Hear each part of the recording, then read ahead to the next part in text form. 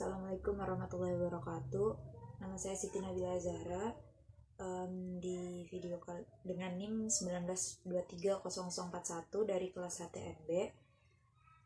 Di video ini pertama-tama saya akan membahas mengenai jurnal yang saya baca dan sejauh saya memahami dari jurnal tersebut itu yang mana mengenai kelembagaan presiden.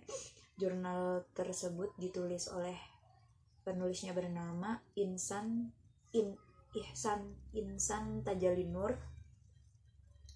dan jurnal ini saya akses dari mpr.go.id, yang mana jurnal ini diupload di nama webnya itu semacam jurnal majelis seperti itu, dengan judul Urgensi Kelembagaan Presiden Republik Indonesia.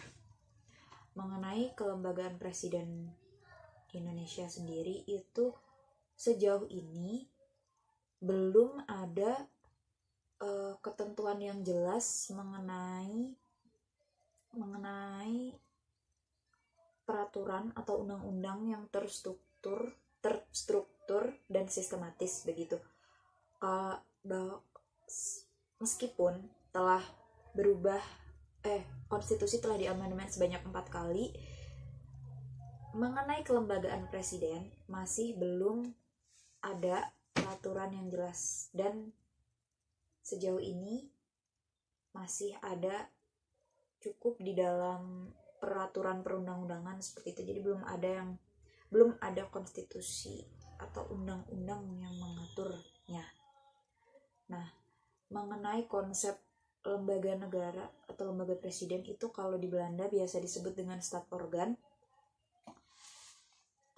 Dan berbeda lagi jika itu berada di negara Jerman, dimana kalau di negara Jerman itu membedakannya menjadi dua nama, yaitu Staatsorgan dan Constitutional Organ.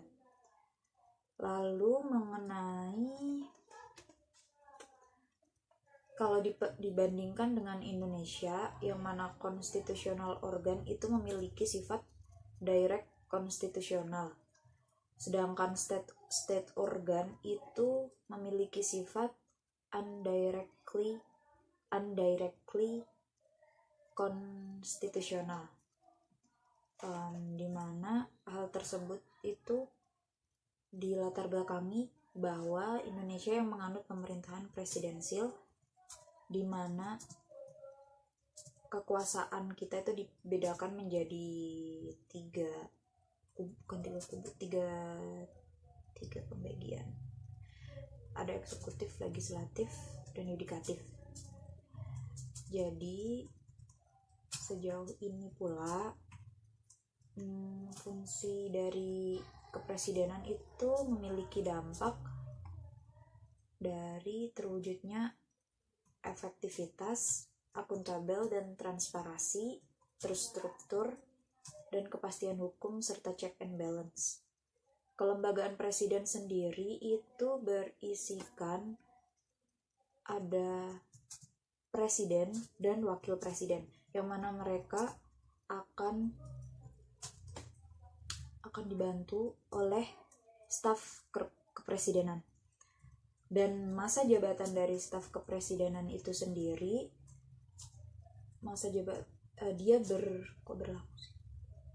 dia diangkat semenjak presiden resmi menjadi presiden atau terpilih menjadi presiden. Jadi di saat presiden itu selesai masa periode pemerintahannya, staf kepresidenan pun juga selesai tugasnya begitu.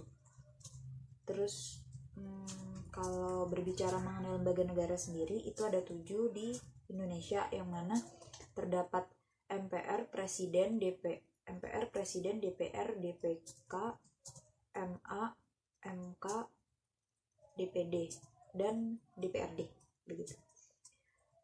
Dan menurut pendapat saya sendiri mengenai kelembagaan presiden itu akan lebih baik dan tepat jika peraturannya itu sudah benar-benar jelas, atau bisa dikatakan terstruktur, tersistematis begitu, sehingga hal itu bisa mencegah penyalahgunaan kekuasaan, seperti mungkin ada memori kelam di masa lalu begitu. Kemudian pertanyaan UTS yang kedua itu mengenai ruang lingkup dari lembaga kepresidenan. Menurut buku Profesor Jim Lee Asidiki, di mana lembaga kepresidenan itu merupakan pasangan dari jabatan presiden dan wakil presiden secara bersamaan, atau biasa disebut itu namanya duit tunggal. Dan ruang lingkupnya sendiri itu terdiri dari 6. Yang pertama itu mengenai fungsi dari lembaga kepresidenan. Fungsi dari lembaga kepresidenan itu presiden sebagai pelaksana undang-undang yang mana menjalankan kekuasaannya dan pemerintahannya itu diatur oleh undang-undang, sehingga presiden memiliki peranan yang mengatur dan setiap kebijakannya itu dipertanggungjawabannya itu kepada undang-undang. Kemudian ruang lingkup yang kedua itu ruang lingkupnya terhadap sistem pemerintahan. Sistem pemerintahan itu sendiri yaitu disebut negara yang mempunyai suatu aturan yang mengatur keadaan di negaranya. Ketika semisal kata sebuah negara membuat konsep atau kerangka yang mana aturan negara tersebut telah mempunyai sistem pemerintahan. Nah, sistem pemerintahan ini selalu diatur oleh negara, dan dalam menjalankan tugas dan fungsi negara, sistem pemerintahan yang ada di Indonesia ini menganut sistem pemerintahan presidensial. Kemudian yang ketiga, ruang lingkup lembaga kepresidenan pada presiden dan lembaga kepresidenan, yaitu di mana sistem pemerintahannya itu dibedakan menjadi presidensial dan juga parlementer kalau di Indonesia. Kemudian yang keempat, ruang lingkupnya mengenai lembaga kepresidenan terhadap kekuasaan presiden dan keistimewaan dari presiden itu sendiri. Kekuasaan presiden kan ada 3, yaitu eksekutif, legislatif, dan yudikatif. Kemudian ruang lingkup yang kelima itu lembaga kepresidenan pada hubungan presiden dan parlemen dan hubungan presiden dengan kabinet. Seperti yang kita tahu, kalau kabinet di Indonesia itu usianya sama seperti masa periode dari presiden itu sendiri. Kemudian yang terakhir itu hubungan antara presiden dan birokrasi dan hubungan presiden dengan koalisi. Hubungan presiden dengan birokrasi itu artinya presiden bertanggung jawab atas birokrasi yang dijalankannya, seperti ASN dan bawahannya begitu. Dan hubungan presiden dengan koalisi itu sendiri merupakan biasanya di saat presiden mau, ya Allah ngelek,